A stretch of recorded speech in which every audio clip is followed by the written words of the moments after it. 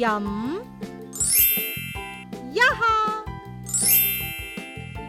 आता पुन्हा एकदा म्हणूया. य या. E E. You you. ये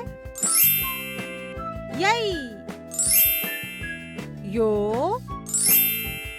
यौ. यम यहा. आता पटापट बोलूया. य या. E U you.